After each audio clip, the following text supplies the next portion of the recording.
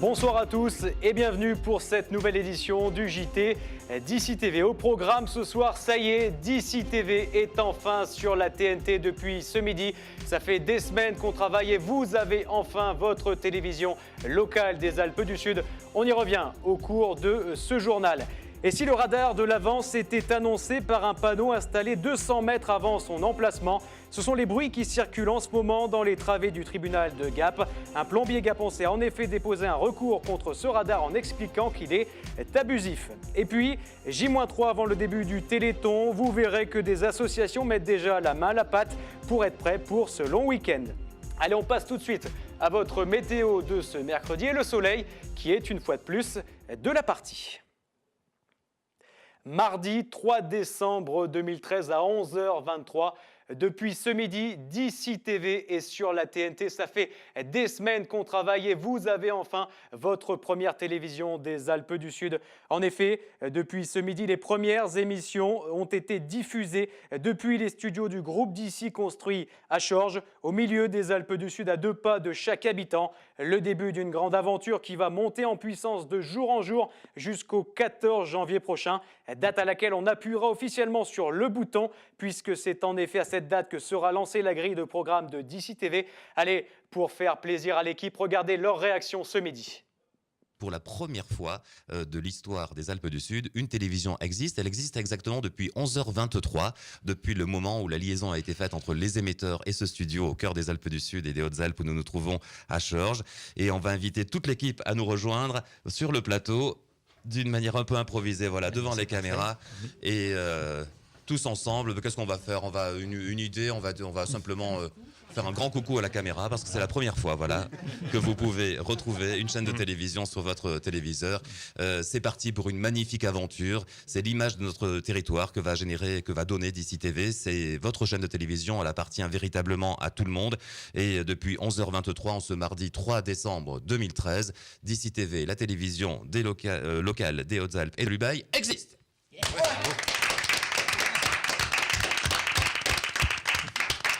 C'est parti, merci et bravo à toute l'équipe, bravo à tous les fournisseurs, ceux qui nous écoutent, qui sont encore sur les émetteurs, bravo vraiment à tous.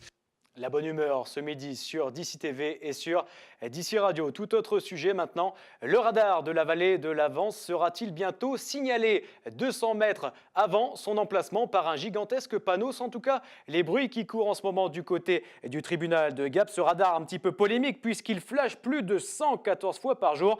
Il a tendance à agacer de nombreux automobilistes à l'image de Jean-Pierre David. Ce plombier gapençais avait décidé de s'attaquer à tous les radars qu'il juge incohérents dans le département. Avec son avocat, Maître Sébar, il avait déposé un recours auprès de la préfecture. Sans réponse du préfet, le dossier est désormais sur le bureau d'un juge au tribunal administratif de Marseille. Selon Maître Sébar, il se pourrait que le radar soit à terme signalé. On l'écoute. Ce dossier, donc, c'est une procédure devant la juridiction administrative. Nous avons formé un recours gracieux préalable, c'est le préalable nécessaire pour saisir une juridiction administrative.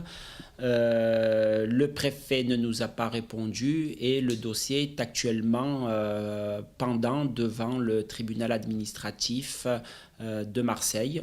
J'ai entendu des bruits de couloir m'indiquant que ce radar serait dorénavant signalé bientôt à 200 mètres avant.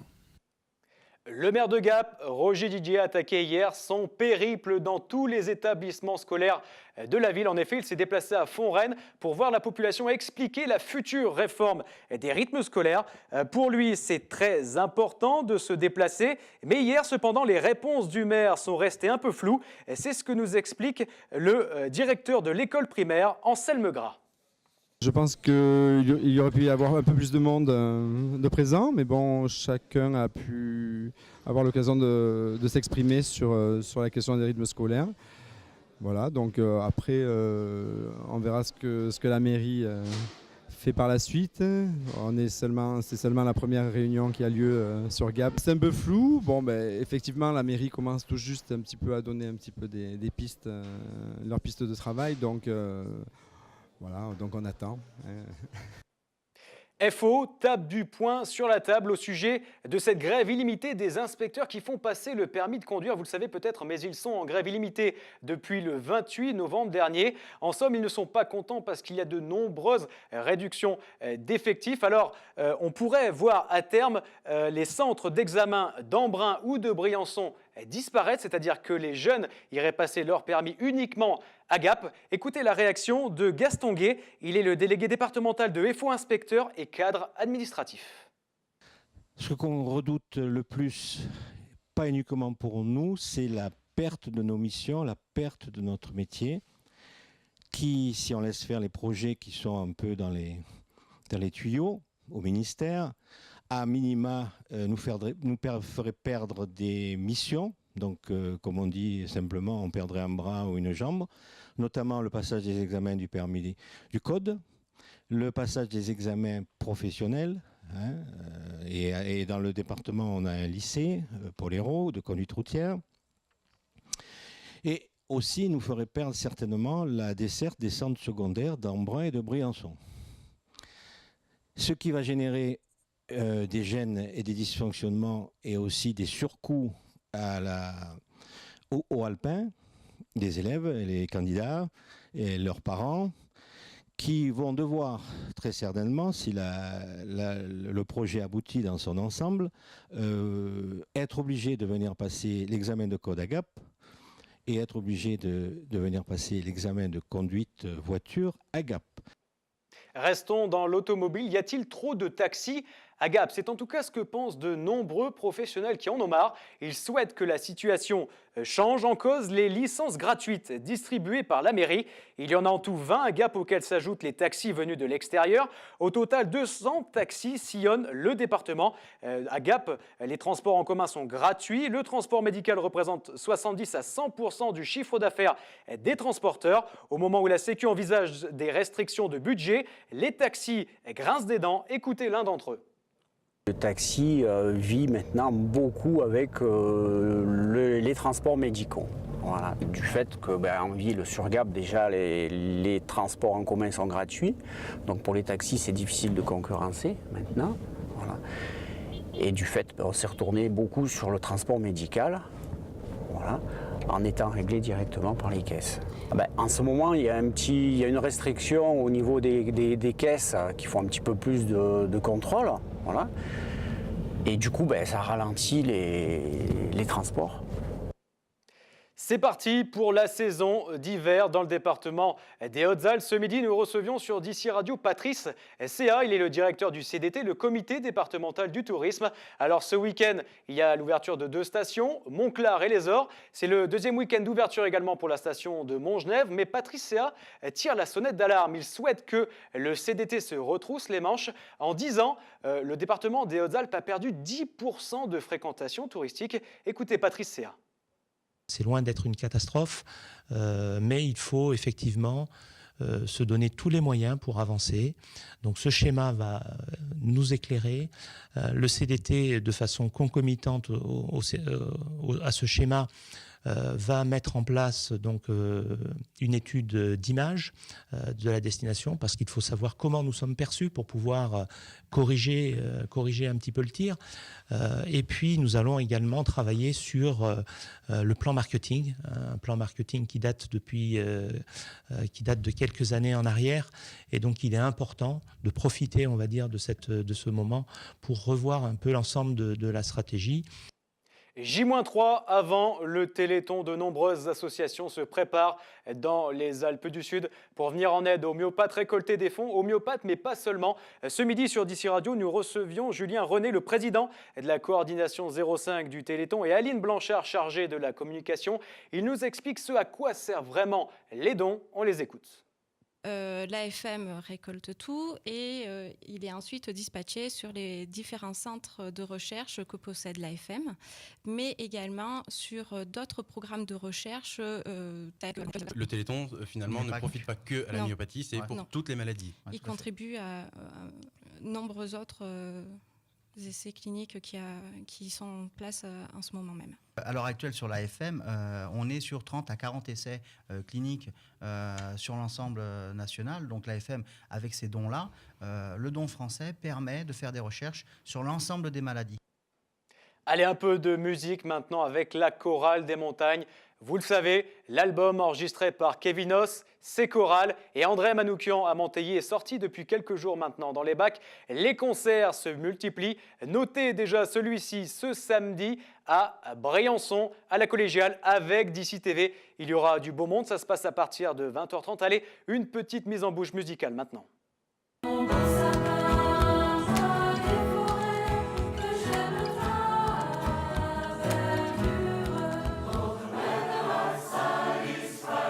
J'aime bien cette histoire d'un seul mec qui débarque dans une région et tout d'un coup il va former toute une génération de musiciens. Kevin, c'est un jeune chef et plein de chorales et on a maintenant 300 chanteurs de talent. Donc on se retrouve avec un vrai matériel très intéressant, avec des arrangements vocaux qui m'intéressent. J'avais jamais eu cette expérience avec une chorale entière, donc c'est tout naturellement que j'ai répondu oui.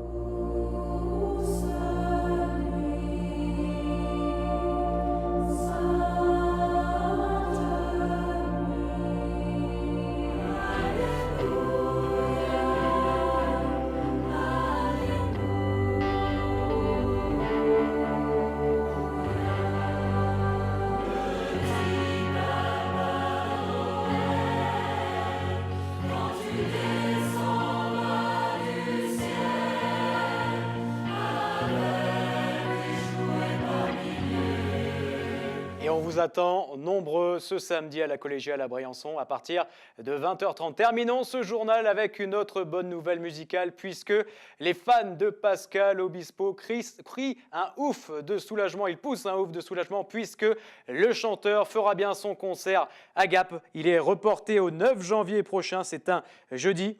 Il y a quelques jours, Pascal Obispo avait dû annuler son concert au Quattro puisque l'un de ses musiciens avait fait une attaque cardiaque. Alors, on se quitte avec un petit morceau, l'un des tubes de Pascal Obispo.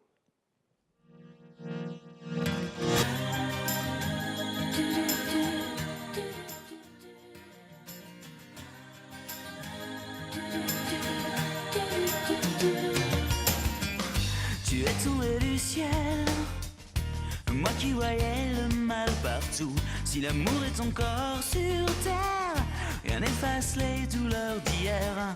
Sans toi je n'aurais jamais pleuré autant de joie pour personne. Le canon qui résonne ici sur le pilotis, refuge de mes amours engloutis. Mon cœur dépose à la dérive, les marées ne me feront revenir. Je reste avec les étoiles de mer, les oiseaux, les terres amères et mon cœur qui se... Voilà Pascal Obispo qui est tombé pour elle. Attention, vous ne tombez pas puisque maintenant c'est l'actualité nationale et internationale.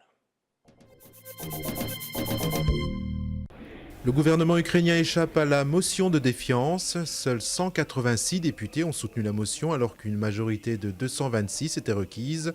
Le pouvoir est tenu comme personnellement responsable par l'opposition de l'échec de l'intégration à l'Union européenne et de la répression des manifestations pro-européennes. La France championne des inégalités scolaires, c'est ce qu'il ressort du rapport PISA, publié ce matin par l'OCDE. Le pays se situe désormais en 25e position selon l'enquête internationale qui se concentre sur 3 sujets, les maths, la compréhension de l'écrit et les sciences. L'Asie domine encore ce classement avec Shanghai, suivi par Hong Kong et Singapour. Autre rapport très attendu, celui de Transparency International sur la perception de la corruption dans le monde. Les pays scandinaves se maintiennent dans le peloton de tête, sans surprise. Pas de quoi pavoiser concernant la France, elle conserve sa 22e place, loin derrière l'Allemagne et le Royaume-Uni. 6 ans de camp pour Pavel Dmitrichenko dans l'affaire de l'attaque à l'acide.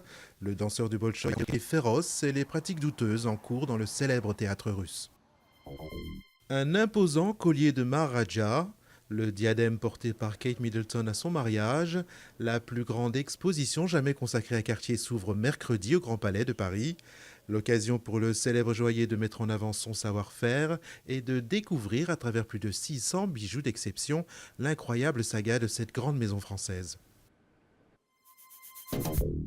Allez, l'actualité d'ici et d'ailleurs est maintenant terminée. Excellente soirée sur DC TV.